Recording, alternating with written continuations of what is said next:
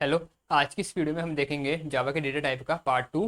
पिछली वीडियो में हमने बेसिक डेटा टाइप जो प्रिमिटिव और नॉन प्रिमिटिव डेटा टाइप है उनको हमने कवर किया था। आज की इस वीडियो में हम इनका साइज और रेंज समझेंगे। ठीक है, तो चलिए देखते हैं। देखिए, डेटा टाइप हमारे 8 होते हैं। शुरू के 4 बाइट, शॉर्ट, इंट, लॉन्ग, ये इंटीजर नंबर को स्टोर करने के लिए होते हैं। नीचे के 2 फ्लोट और डबल है, ये हमारे डेसिमल नंबर को स्टोर करने के लिए होते हैं। कैरेक्टर को स्टोर करने के लिए कैर नाम का डेटा टाइप है, और बुलियन सिर्फ ट्रू और फॉल्स इन दोनों में से कोई वैल्यू को स्टोर कर सकता है। लेकिन इनकी साइज़ की बात करने से पहले एक बेसिक चीज़ समझ लेते हैं। 1 GB को हम 1024 MB लिख सकते हैं। मतलब 1024 MB जब मिल जाती है तो 1 GB बनती है। ऐसे 1 MB में 1024 KB होती हैं। 1 KB में 1024 बाइट होती है। तो यहाँ तक तो सिलसिला सेम रहता है, 1024 ही है। लेकिन एक बाइट में 8 बिट होती हैं। ठीक है, और एक बिट में हमें पता है या तो 0 आ सकता है या 1 आ सकता है। तो मिनिमम जो वैल्यू है वो 1 बिट होती है। मतलब कम से कम जो साइज़ होता है, मिनिमम साइज़, वो 1 बिट होता है। उसमें या तो वैल्यू 0 हो सकती है या 1 हो सकती है, जो हमारे कंप्यूटर को समझ में आती है। तो मतलब 8 बिट जब मिल जाएंगी तो 1 बाइट बनेगा। तो वैसे ही मैंने यहाँ लिखा है साइज 1 बाइट, तो बिट में मतलब 8 बिट। सीधा आप नंबर को 8 से मल्टीप्लाई करो, आपको ऑटोमेटिकली बिट में आंसर मिल जाएगा। तो मेरा मानना यह है, आप बाइट में वैल्यू याद रखा कीजिए, ऑटोमेटिकली आप बिट में उसको 8 से मल्टीप्लाई करके निकाल सकते हैं। ठीक है, रेंज की बात करते हैं। रेंज मतलब ये जो हमारा बाइट है, बाइट डेटा टाइप है, ये मिनिमम नंबर -128 स्टोर कर सकता है, मैक्सिमम 127। अगर मैंने गलती से -129 स्टोर करने की कोशिश करी, मतलब एक नंबर और छोटा जो कि रेंज के बाहर हो जाएगा, तो मेरे को एरर मिल जाएगा। या मैं 128 स्टोर करूंगा तो भी मेरे को एरर दे देगा। अगली बात करते हैं शॉर्ट की। तो ये भी इंटीजर को स्टोर करता है, लेकिन इसका साइज 2 बाइट है। 2 बाइट मतलब 8 2 16, 16 बिट। 16 बिट है। ये 32,768 माइनस का मिनिमम वैल्यू जो स्टोर कर सकता है ये है, और मैक्सिमम 32,767। ध्यान देने वाली चीज़ यहाँ पर ये है कि जो मैक्सिमम वैल्यू होती है वो हमेशा एक नंबर छोटी है नेगेटिव वाली से। तो अब एक वैल्यू याद कीजिए, दूसरी आप ऑटोमेटिकली निकाल सकते हैं। कैसे, देखिए, आप बस पॉजिटिव वैल्यू याद कीजिए। तो इसकी पॉजिटिव वैल्यू है 127, तो नेगेटिव कितनी होगी, उसमें एक और जोड़ लो, -128। ऐसे 32,767 पॉजिटिव वैल्यू है, तो इसमें 1 और जोड़ लो, तो 32,768 माइनस की। ठीक है, तो अगला डेटा टाइप है हमारा इंट। इंट ये इंटीजर से ही ले रखा है, उसकी शॉर्ट फॉर्म है इंट। तो इंट का साइज होता है 4 बाइट। 4 बाइट मतलब 8 4 32, तो 32 बिट ये स्टोर करेगा। इसका साइज मिनिमम जो मतलब ये रेंज इसकी होगी -2 की पावर 31। मतलब 2 को आप 31 बार उसी से मल्टीप्लाई करें, उसके आगे माइनस लगा लें, तो जो इतना बड़ा नंबर आपको मिलेगा वो हमारा, जो इतना बड़ा नेगेटिव नंबर आपको मिलेगा वो हमारा इंटीजर का रेंज होगा मिनिमम। इसमें एक जो हमारा नंबर आता है लगभग वो 9 डिजिट का होता है। तो मतलब 2 बिलियन के करीब आप नेगेटिव में नंबर स्टोर कर सकते हैं। ठीक है, मतलब 9 डिजिट का नंबर अगर आपको स्टोर करना है तो आप 9 से कम डिजिट का, तो आप इंटीजर ये डेटा टाइप का यूज़ कर सकते हैं आराम से। और उससे बड़ा करना होगा तो फिर अगला वाला आ रहा है, मैं उसको आपको समझाता हूँ।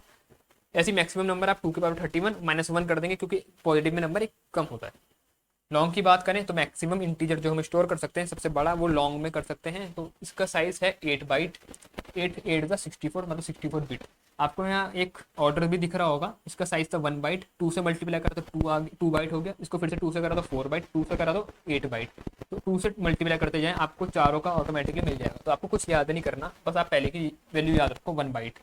1 को 2 से मल्टीप्लाई करो 2 बाइट, उसको 2 से करो 4 बाइट, उसको 2 से करो 8 बाइट, वैल्यू आ जाएगी। ठीक है, और आपको ये पता है एक बाइट में 8 बिट होते हैं, तो 8 से मल्टीप्लाई करो तो ऑटोमेटिकली आप उनको बिट में कन्वर्ट कर लोगे। तो यहाँ पर कोई रटने वाली बात नहीं है, आप बस समझने का।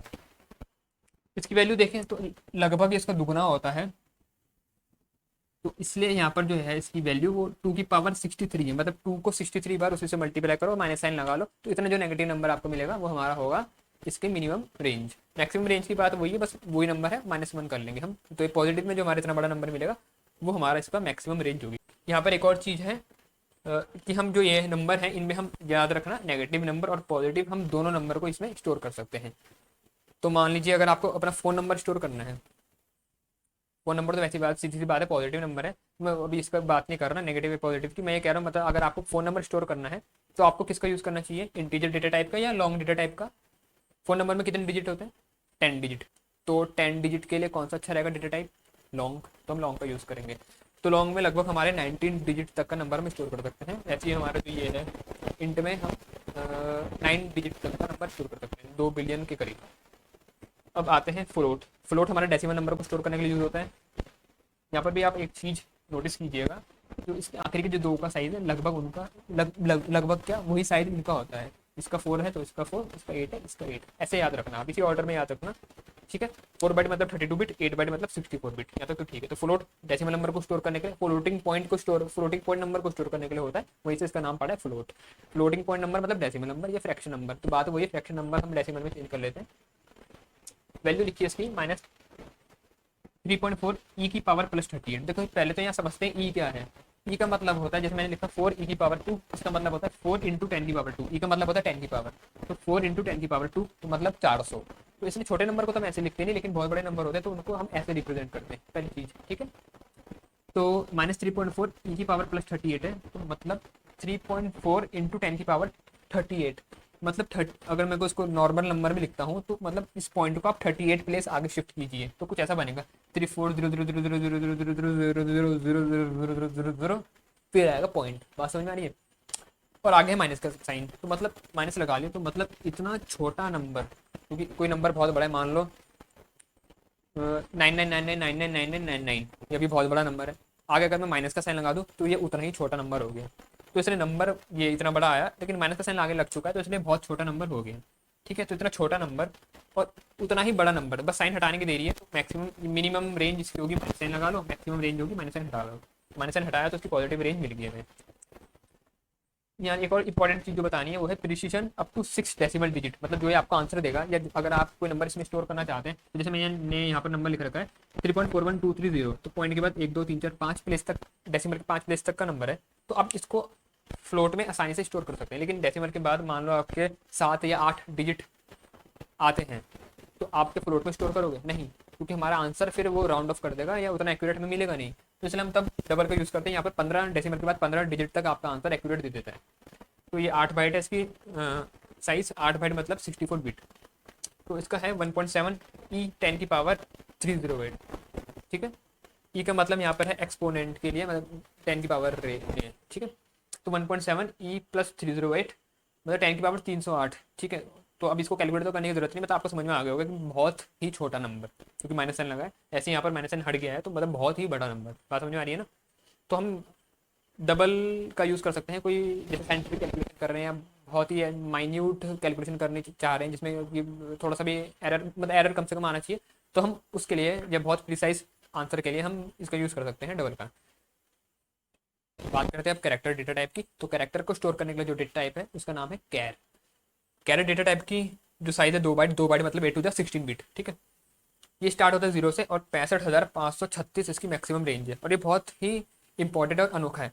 अनोखा इसलिए है क्योंकि ये जो हमारा कैरेक्टर है डेटा टाइप, ये लगभग दुनिया की जितनी भी लैंग्वेज हैं उनके सबके कैरेक्टर इसमें आ जाते हैं। तो देखिए ऊपर तो जैसे इनकी रेंज थी इतनी बिलियन बिलियन, खाली इंटीजर से स्टोर कर रहे थे, मतलब इतनी बड़ी रेंज थी, और यहाँ इतने 65,000 रेंज है और सारी लैंग्वेज के कैरेक्टर इसमें आ जाते हैं। अब ये समझते हो क्या रहा है इसमें, ठीक है। देखिए अगर मैं आपको इंग्लिश लैंग्वेज की बात करूँ, तो इंग्लिश लैंग्वेज की अगर मैं कैरेक्टर की बात करूँ, तो कैरेक्टर उसमें क्या होंगे, जो उसके अल्फ़ाबेट है वही कैरेक्टर होता है, इसकी वो बनी हुई है, अल्फ़ाबेट की तो बनी है। और अल्फ़ाबेट कितने हैं, 26 अल्फ़ाबेट हैं, स्मॉल ए से लेकर स्मॉल जेड तक। लेकिन हमारे जो प्रोग्रामिंग है उसमें स्मॉल लेटर और कैपिटल अलग अलग होते हैं, तो स्मॉल ए से स्मॉल जेड तक हमारे 26 अल्फ़ाबेट हो गए, कैपिटल ए से कैपिटल जेड तक हमारे 26 अलग अल्फ़ाबेट हो गए। तो कुल मिला के दोनों को जोड़े हैं तो आता है 52। तो 52 कैरेक्टर हैं हमारी इंग्लिश लैंग्वेज के, मतलब 52 कैरेक्टर में मेरी इंग्लिश लैंग्वेज सिमट जाती है। तो यहाँ पर 65,536 65,536 कैरेक्टर हैं, मतलब इसमें तो मेरी कई लैंग्वेज आ जाएंगी। तो इसमें चाइनीज़, इंग्लिश, फ्रेंच, जर्मन, बहुत सारी लैंग्वेज इसमें आ जाती है। तो इसलिए हम जावा को बोलते हैं यूनिवर्सल लैंग्वेज, मतलब वो हर लैंग्वेज है उसमें कैरेक्टर मौजूद होता है। तो चाइनीज़ लैंग्वेज है उसके भी कैरेक्टर इसमें होते हैं। देखिए अब कैरेक्टर क्या होते हैं वो समझते हैं। आपको मैंने बताया है सिंगल कोड के अंदर जो भी हम चीज़ लिखते हैं वो कैरेक्टर होती है। सिंगल कोड के अंदर सिंगल ही चीज़ लिखनी है, लेकिन ये बात है। तो देखिए सिंगल कोड के अंदर मैंने हैश सिंबल लिखा है, ये कैरेक्टर है। मैंने ये @ का लिखा है, कैरेक्टर है। मैंने कैपिटल ए लिखा है, कैरेक्टर है। मैंने 0 लिखा है, कैरेक्टर है। 1 लिखा है, कैरेक्टर है। अंडरस्कोर लिखा है, कैरेक्टर है। स्मॉल ए लिखा है, कैरेक्टर है। ये स्मॉल ए और कैपिटल ए दोनों अलग है, लेकिन दोनों की वैल्यू अलग होगी कैरेक्टर सेट में, ठीक है। ऐसे चाइनीज़ के जो होते हैं वो ये अजीब अजीब से सिंबल, तो इनको भी कोई ना कोई कैरेक्टर दिया हुआ है, ठीक है। तो अब मेरे को पता नहीं चाइनीज़ कैसी होती है, मतलब आप समझ सकते हैं कोई भी लैंग्वेज, फ्रेंच का भी कोई होगा अजीब सा कोई सिंबल, या किसी जर्मन का, तो उनको भी यहाँ पर जगह दी गई है। इसलिए ये हमारा जो कैरेक्टर है लगभग इसमें दुनिया की जितनी लैंग्वेज है हर एक का कैरेक्टर सेट इसमें मौजूद है, हर एक के कैरेक्टर हैं। पता थी बुलियन की, बुलियन हमारी दो ही वैल्यू आ सकती है इसमें, ट्रू या फॉल्स, लेकिन एक बारी में एक ही वैल्यू आती है। साइज होता है 1 बाइट मतलब 8 बिट, लेकिन काम ही इसमें सिर्फ एक ही बिट से चल जाता है। तो रिजर्व तो ये 8 बिट करेगा, लेकिन उसमें से यूज एक ही बिट करता है, ठीक है। तो ये है हमारे डेटा टाइप, जो हमने प्रिमिटिव डेटा टाइप है उनको हमने समझ लिया, उनकी साइज और रेंज को। अब आगे मैं आपको समझाऊंगा कि हम इनका यूज कैसे करेंगे, इनके थोड़े से एग्जांपल के साथ आपको समझाऊंगा, ताकि आपको क्लियर हो जाए कॉन्सेप्ट क्या है।